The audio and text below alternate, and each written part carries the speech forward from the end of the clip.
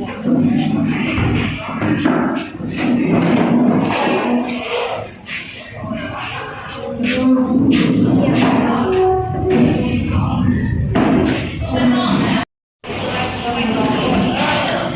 โอบ่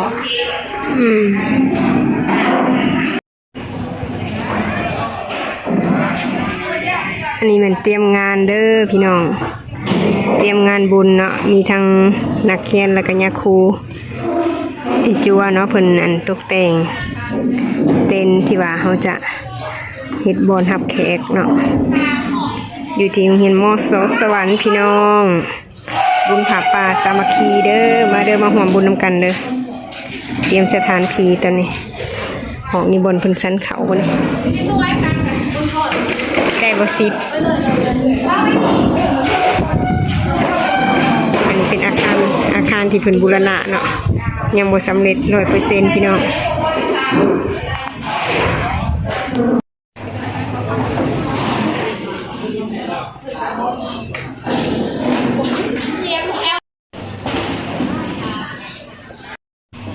นี่ไอ้จัวจัดการเองเลยตกแต่งวิธีเตรียมเนาะบุญแม่นมื้อวันที่30ตั้ง31ถวายอยู่ที่โรงเรียนมสสวรรค์พี่น้องบุญพระป่าสามัคคีเด้อตรงนั้นสิเป็นจุดที่ว่าเป็นโรงทานเนาะทุกคนผู้ใดมีหยังสิมาทานมาหยังก็มาได้เด้อเนาะเฮ็ดโรงทานร่วมกันสร้างบุญสร้างกุศลพี่น้อง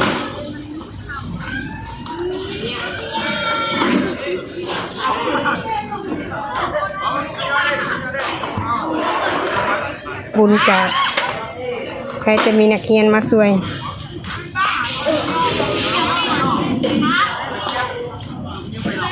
ปลาอันนี้เนาะเด็ก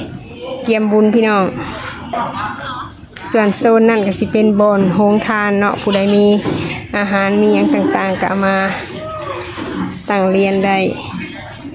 เมื่อวันที่31เนาะโรงทานตัวนี้อยู่ที่โรงเรียนมสสวรรค์พี่น้องตอนเที่ยงเขาจะหับผ้าป่าเนาะไอ้จัวเป็นจัดการเองอันนี้เนาะเป็นมือกล้องอยู่ว่านวัดเด้อเจ้าเด้ออันนี้เป็นงานบุญเด้อพี่น้องงานบุญอยู่ที่วัดใหญ่ไสยภูมิเด้อพี่น้องคือเมื่อนี้จะเป็นมื้อหากาเกียมอยู่ที่วัดเนาะกาเกียมเครื่องกองบุญตั้งบุญอยู่ที่วัดใหญ่ไสยภูมิเนาะทุกคนเนาะมื้อต่อมาก็จังสิได้พากันแห่ไปทอดอยู่ที่โรงเรียนมสสวรรค์เด้อพี่น้อง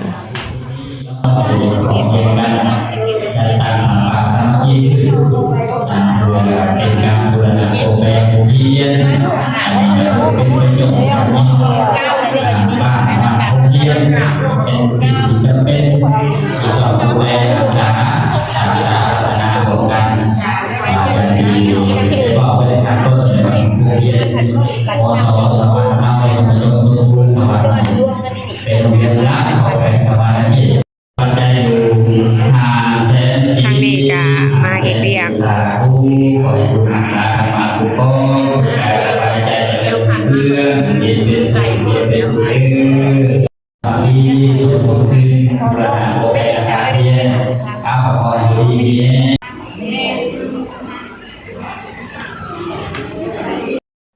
นำความเมตตาของพระเดชพระคุณอาจารย์ศิริวัฒน์สุติเวทีได้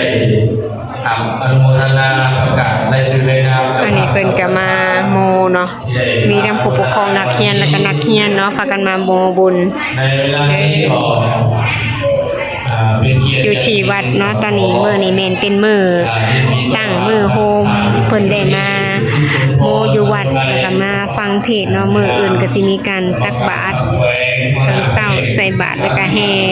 ผ้าป่าไปอยู่ที่โรงเรียนมสสวรรค์เนาะพี่น้องอันนี้ก็หน่วยเลขาเฮ็ดเวียกเนาะนั่นเนาะเอาเราถ่ายจังหน่อยเนาะไม่ออกเราถ่ายจังหน่อยจะได้งาน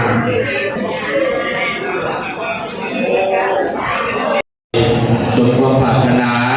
บุญงามบุญน ำไม่ออกอนุสินปัญญามีครอบครัวชัยภูมิ100,000 กีบเมโนผู้หนึ่งโบนานาเนาะโบนานาทำได้หลายเมืองจีนสาธุการระบุจำนวนก็ได้เนาะสะดวกระบุก็ได้วันระบุก็เป็นอย่างเนาะทานสัญญาได้หลายวัดกุศลส่งซองบุญเนาะทานสุสมพรคุ้มครองนางสุภาสนผู้ใดน้องหาสองโบนาทานเซนเก้คุ้มครองนางเป็นไพลินอัฐวงศ์ทานวิไลเพชรคุ้มครองนางพรธิดาสุริยเดชอนุโมทนาสาธุคุณขับนำสู่หวายเดอร์อยู่หอองเซนอยู่หอองเซนอาจจะมีผ่านนางพรศรีเครื่องวิไลอุปกรณ์นำไหมคำไก่สอนของ6 1สาธุสินพรศรีวิไลอุปกรณ์นางวิไลพรสาธุท่านสาธุและตามมาด้วยนางทองไส้ดินละภูมิอุปกรณ์นางสุธิดาสาธุทานเดอร์ทานพวกสร้างนาอุปกรณ์นางพิดาของหาสามีสาธุทานพุทธสอนอุปกรณ์นางวันพาสุธิสาธุ นี่สิมีโฮงทานเนาะเริ่มค่ำแล้วพี่น้องกำลังสิมืดเนาะอันให้ข้าวเปียกบ่ข้าวเปียกข้าวบ่เฮ้ยกำลังสิมืดเนาะตอนนี้มีจักอันนั้นโฮงทานอยู่นี่ตอนนี้มีจักเจ้าเฮ้ยน้ำมีน้ำแต่เลี้ยงมีเปรี้ยวเอาหล่อบอล นักเรียนบ่อันนี้นะ ตูมาต่อยเบี้ย โครงการนักเรียนฮาวะหรือใด ชิดเก้าดิ สิทธิ์เก่าบ่สิทธิ์ใหม่หรือสิทธิ์เก่าเห็นแต่สิทธิ์ใหม่ขาย ของคุณอะไรตัวสี เออ สีน้ำตาลลูกเสิร์ฟคู่บาร์เหรอ โดยถามมันเรียกกระเสิร์ฟยูแมนไปเลยอยู่เลย ยังบ่เลิกโรงเรียนเด้อนี่มื้ออื่นมาซอยกันแต่เช้าเด้อลูกเด้อยินบ่มื้ออื่นมาซอยกันแต่เช้าแต่งผ้าขาวผ้าน้ำเด้อหรือว่าย่างแห่บ่เจ้านะแห่บ่หรือบ่ได้แห่ โบ อ้าวอย่าว่าได้ไปแห่น้ำเขา คนเด็ก อ้าวก็ไปแห่หาแล้วตัวนี้แหละก็ไปแห่เลย อ้าวก็มาซอยกันนี่ก่อนอันนี้ห่านตำมีข้าวเปียกขายดีแถวนั้นนางมณีรัตน์ เอ้าสวัสดีอาจารย์ โอ้ขายดีขนาดนี้ใช้เลยเอ้าผักกินบ่นะฮะตำหันจนที่แห่ออกควันละเมื่อยเลยเนาะไม่จะถั่วเลยอันนี้สิมีแขกมีแขกคนมาฟังเทศเนาะอันนี้เนาะ ไปจากบ่อไปพระหัตถ์ที่เป็นพระปีไทยขอเจริญพรเกิดโดยรักข้อเรือโดยพ่อแม่ขาโตมีเจผู้มาจากนักสุริวาทาราทารินีราคาธรรมะพนาคาลิขันตาสติเจโยนิรวัตนังสาธโมเมสุนันตุธรรมสาวันนะโมตัสสะภะคะวะโต เอาไปเอามาข่อยกับเจ้าหรือถ่ายเอากันเองอยู่เนาะเห็นแต่กัน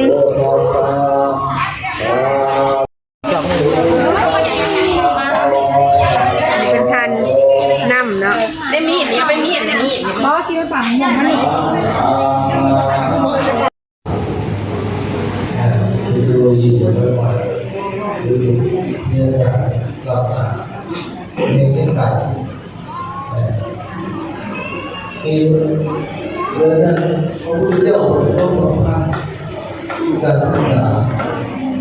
Dia mengumpul satu baik, tapi dia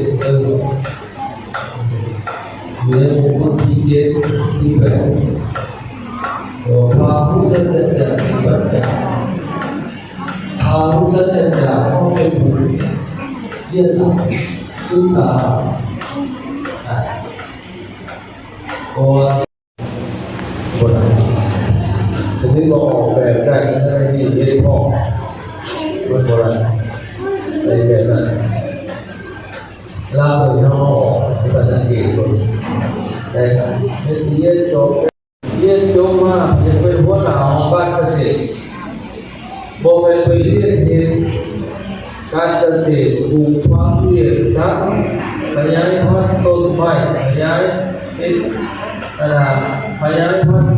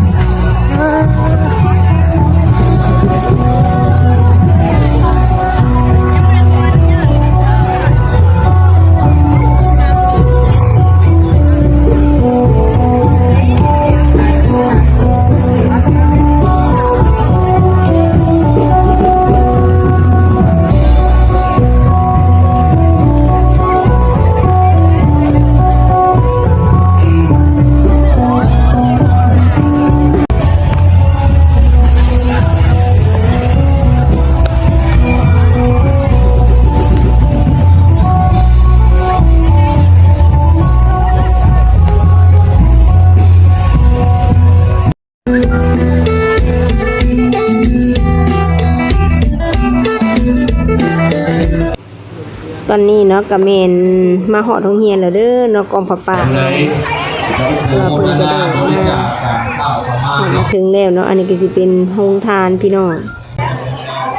ฮอดบ่เละบ่ทันซ้ำโอ้ยมาแห่บ่ทัน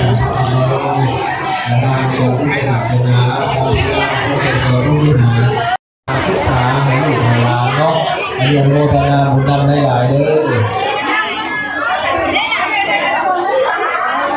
ขออนุโมทนาบุญนำครอบครัวแก่อันนี้ก็สิเป็นขบวนเพิ่นแห่มาแล้วเนาะสบาเมาแต่ไปเฮ็ดกินเด้อก็เลยค่ะถ่ายบ่ทันเนาะทุกคนถ่ายให้บ่ทันตอนเพิ่นแห่ให้นะก็เลยมาทันเอาอยู่งานอยู่นี่เนาะแห่พระป่ามาจากวัดใหญ่ชัยภูมิมาฮอดมส.สวรรค์แล้วพี่น้อง อยู่เมียนี่ก็ได้มาโมทนาร่วมบุญนำอนุโมทนาสาธุท่านผู้อำนวยการโรงเรียนมิตรภาพสวรรค์ควงบิงก็ได้มาโมทนาบุญนำ อันนี้โรงทานครอบครัวอันอิหยังเฮ้ยสุวรรณราชบ่ครอบครัวหยังโรงทานกระปุ่นเด้อนี่เด้อจักหมื่นนะแมว30,000เบิดยังชองเอาไปเลยที่พระเขานะโอเคแล้วบ่เฮ้ยของได้แล้วก็คำบุญสู้เด้ออยู่ดีมีแฮง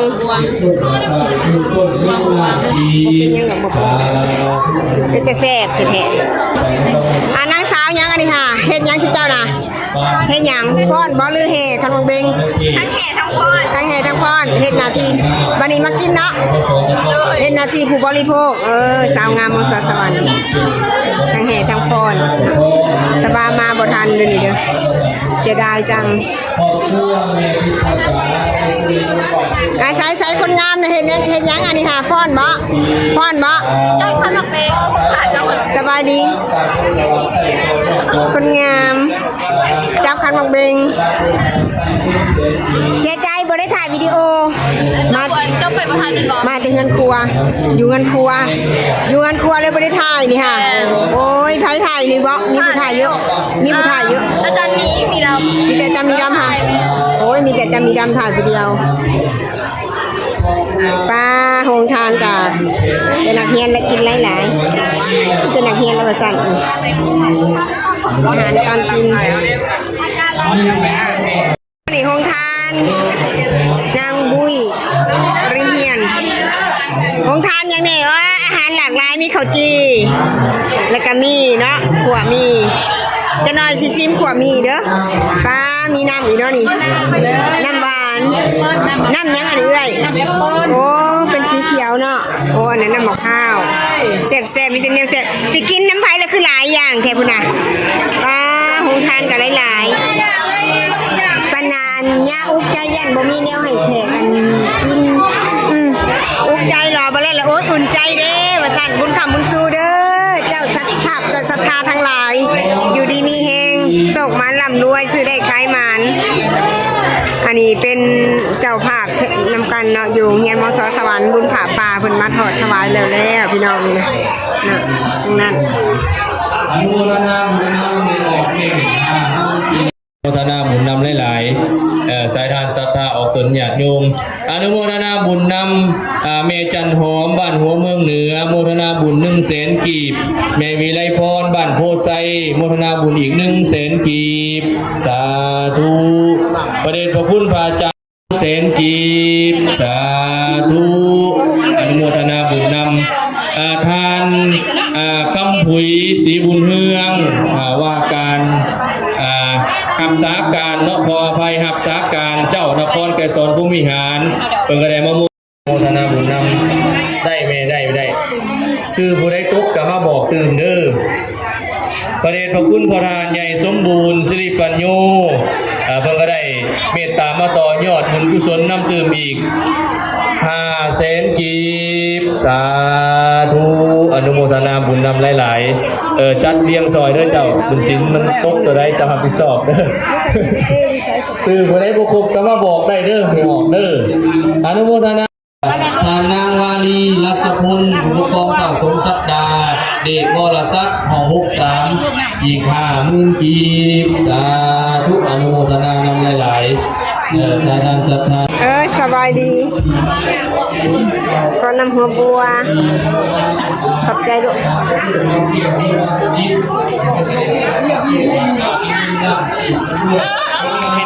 คนมีน้ำหัวบัวกับน้ำหัวบัวเบิดบ่น้ำหัวบัวเบิดโอ้อันนี้บ่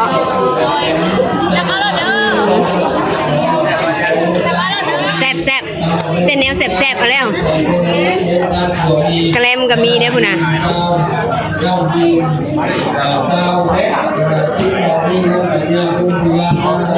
าเลยลูกให้น้องเอาได้ไหม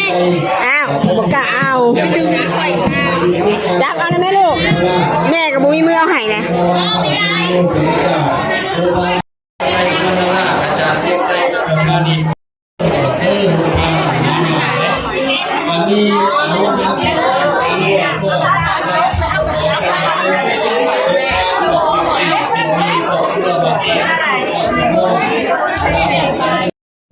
ขอบคุณแซ่บเบิดเลยเนาะ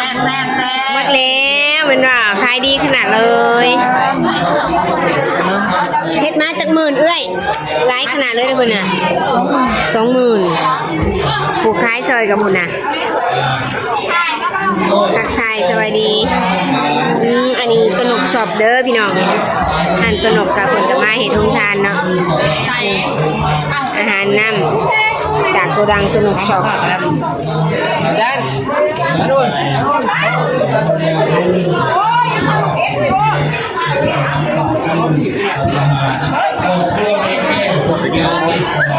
กินแล้ว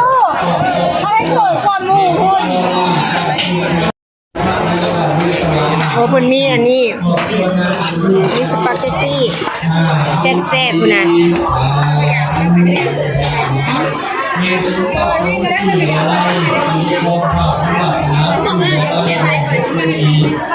และเจ้าภาพชัยวงศ์เขาบอกว่าแซ่บดีๆนะบ้านตำบักหุ่งยังตำบักหุ่งอ้าวควมีเบิดแล้วควมีเบิดแล้วยังแต่ข้าวจีกับตำบักหุ่งเนาะโอ้ยข้าวจีทั้งนี้ยังขายอยู่ข้าวจีน่ะอันนั้นตำบักหุ่งขายดีขายแซ่บ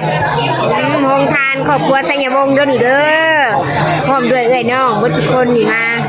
โรงทานเห็ดข้าวปุ้นเห็ดขัวมีเบิดแล้วเพิ่นว่ายังแต่ตำกับข้าวจีตอนนี้นะอันนี้ห้าน้ำนี่พี่น้องอาหารก็หลากหลายดีแห่บ่เมื่อกี้นี่ค่ะพอแล้วบ่ได้วิดีโอซ้ำเสียดายจังมาแต่อยู่เฮือนครัวแล้วบ่ได้วิดีโอ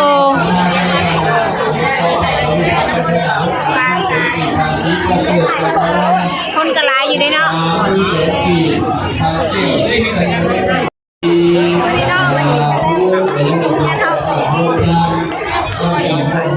เอาว่านะไม่งานอีหยังเลยอย่าให้โอ้ยว้าวอย่าว้าวทอดแบบมีถุงมือเอานะแม่กระเล่มนะเอานะแม่เอากระเล่มนะแม่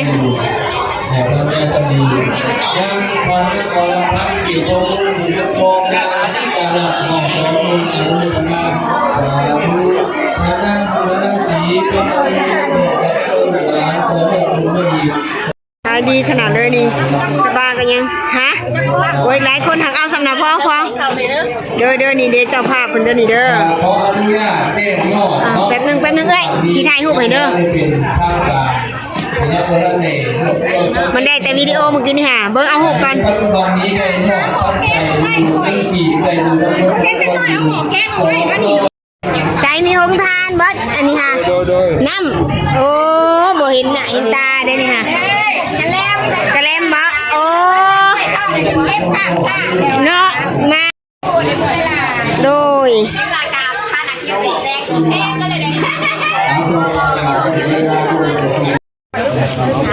บ่